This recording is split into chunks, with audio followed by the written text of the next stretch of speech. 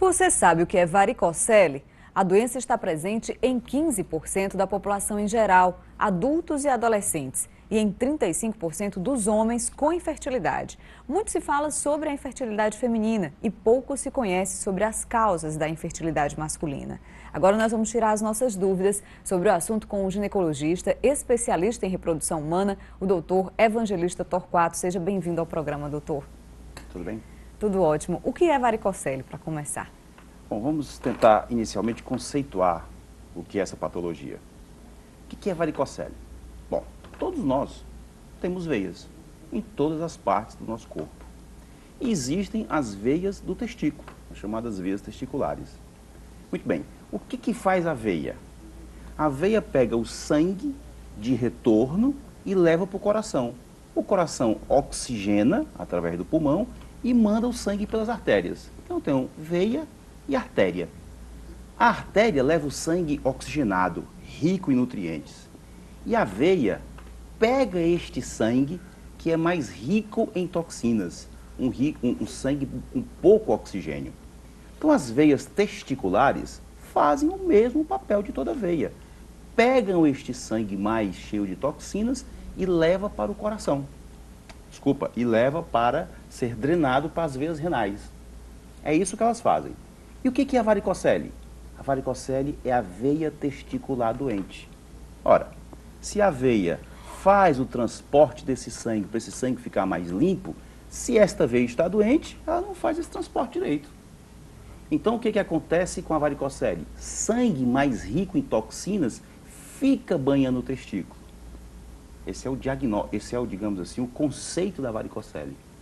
Tem dois efeitos importantes em cima disso. Um é esse que eu estou falando, um sangue rico em toxinas. E o outro, sangue, a temperatura é 37 graus. E aí é uma coisa interessante.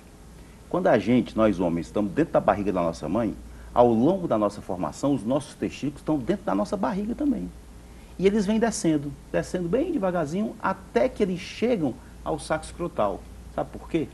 Porque testículo não gosta de calor. Testículo não gosta de calor. E a temperatura no saco escrotal é 1 a 2 graus mais baixo do que dentro da barriga. Ora, a veia, sangue, 37 graus. Então a veia do testículo com varicocele, por não fazer esse sangue circular bem, esquenta o testículo. Então nós temos aí os dois principais mecanismos da varicocele levando a problemas lá na produção do teu espermatozoide. 1, aumento das toxinas.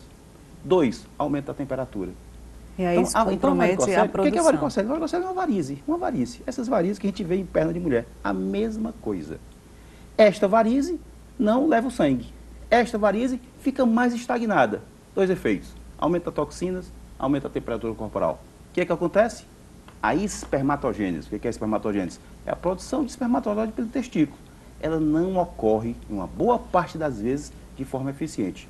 Porque é bom que a gente diga que nem sempre você que tem varicocele é infértil.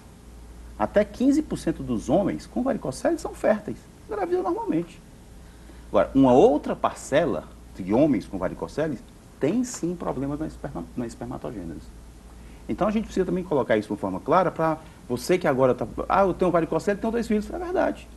Você pode sim ter sua varicocele e ser um homem classificado como fértil. Nem todos são inférteis. Perfeito, doutor. Existe uma idade para essa doença se manifestar?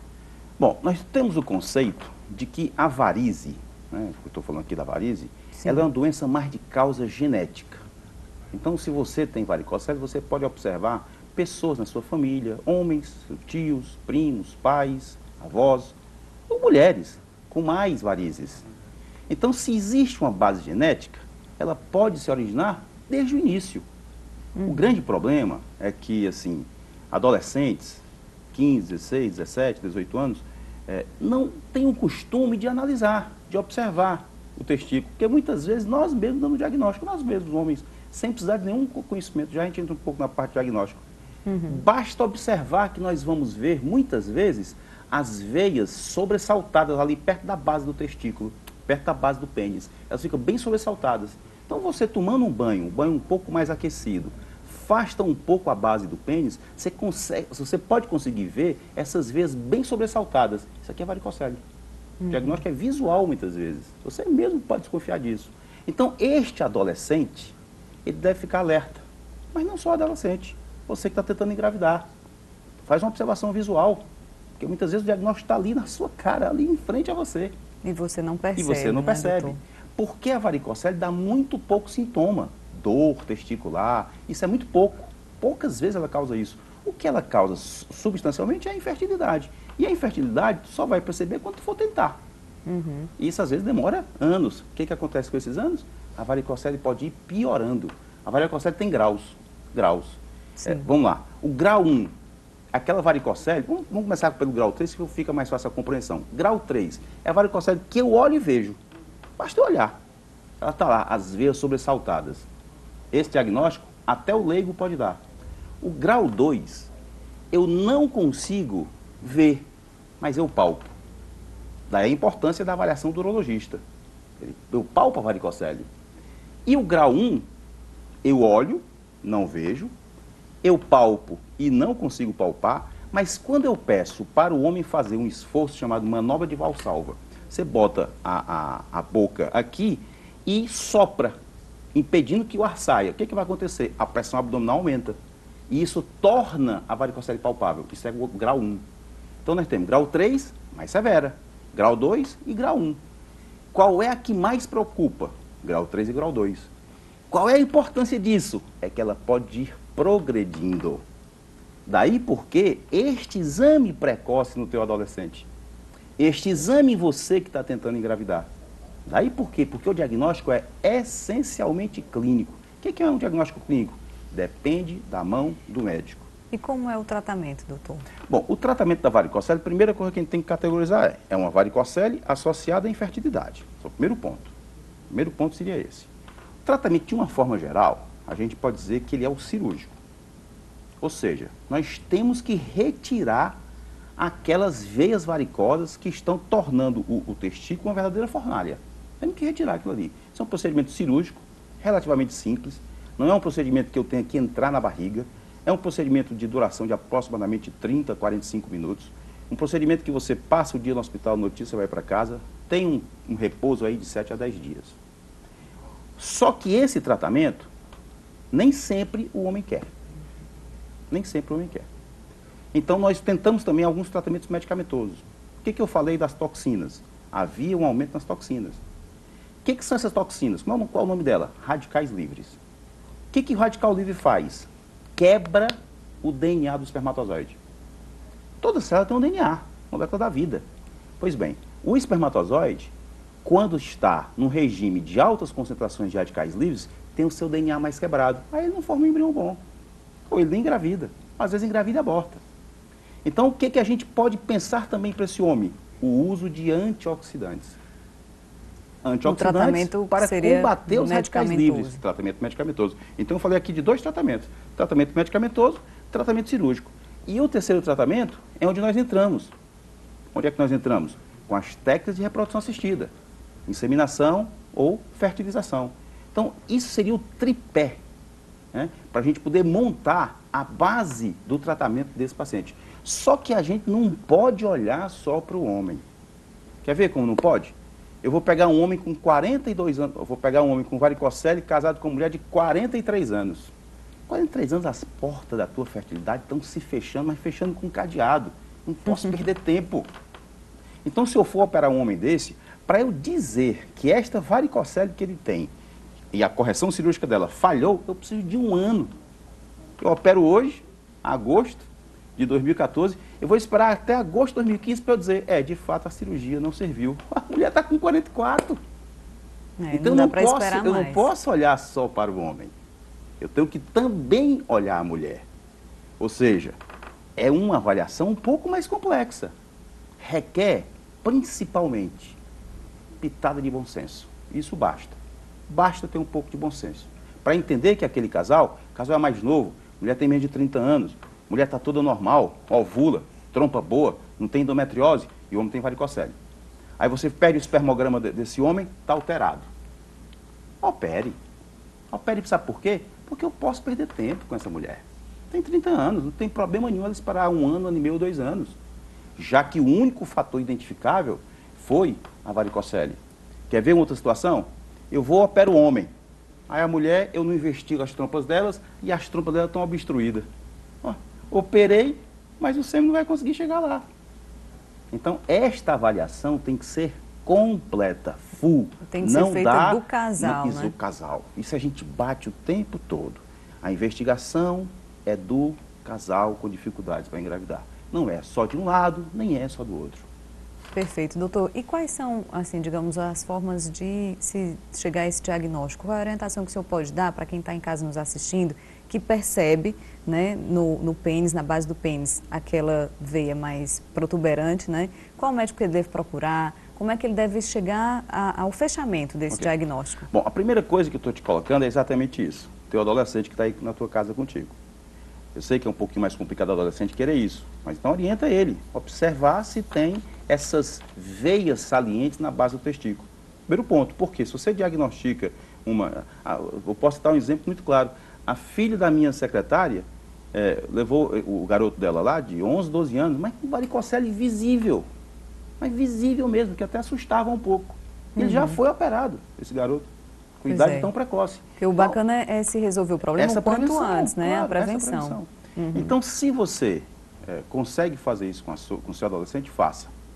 Esse é um primeiro, digamos assim... orientação para os pais. Exato. A orientação depois vem para quem está tentando engravidar.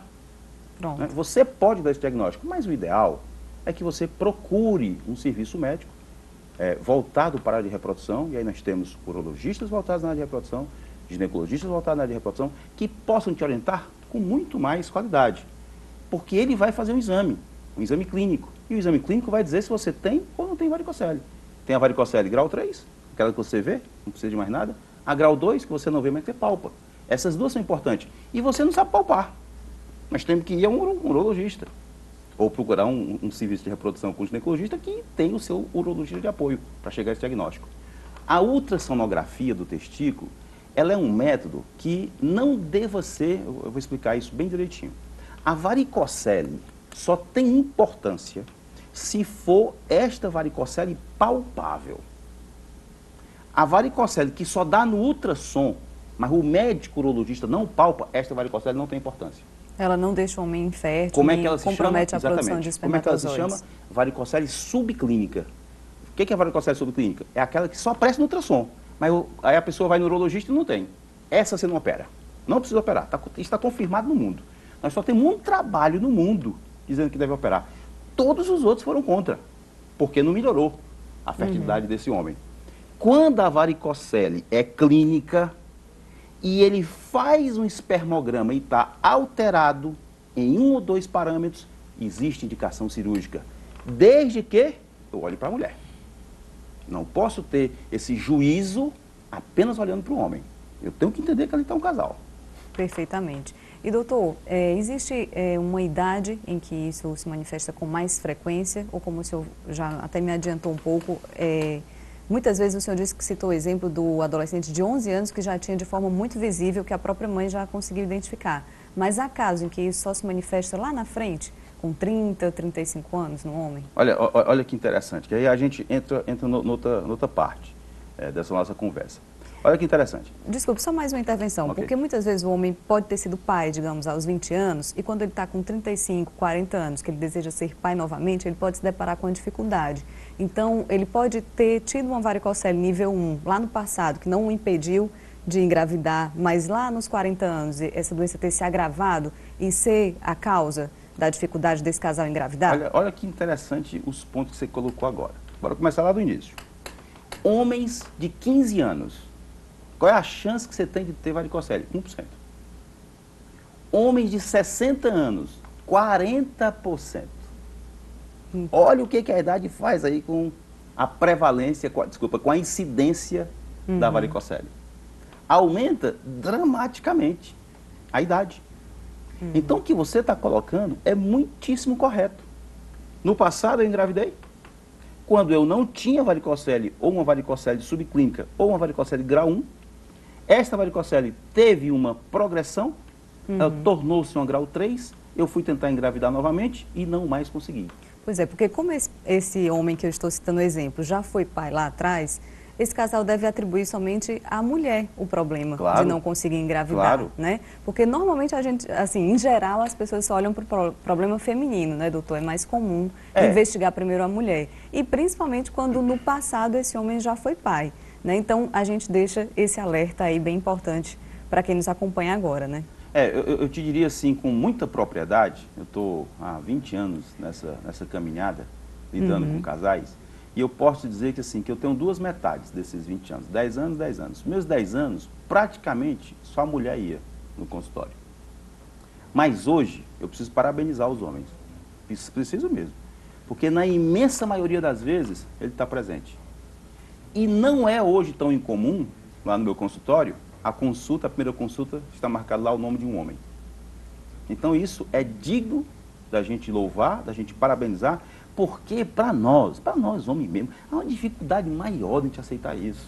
Mulher é muito mais tranquila, é muito mais complacente, é muito mais resignada, muito mais... são melhores, pronto, ponto final. Homem não, é difícil, fica ali, quer beber, quer se deprimir, quer, sabe? Então, conselho, calma, procura um bom profissional, que existem várias formas de te ajudar. Desde o tratamento medicamentoso, ao tratamento cirúrgico, até o tratamento associado às técnicas de reprodução assistida. Tem jeito, meu amigo. Só dá uma relaxada e seguir dá em frente. Tudo certo, né, doutor? Obrigada pela participação aqui com a gente mais uma vez, tá? Obrigado a você. Até a próxima. De 15 em 15 dias, o doutor Evangelista vai estar aqui no estúdio conosco para falar sobre infertilidade e reprodução humana. Se você tem alguma dúvida, pode mandar sua pergunta para o nosso e-mail jornalismo@tvopovo.com.br. O Vida e Saúde de hoje fica por aqui. A gente se encontra na próxima semana. Até lá!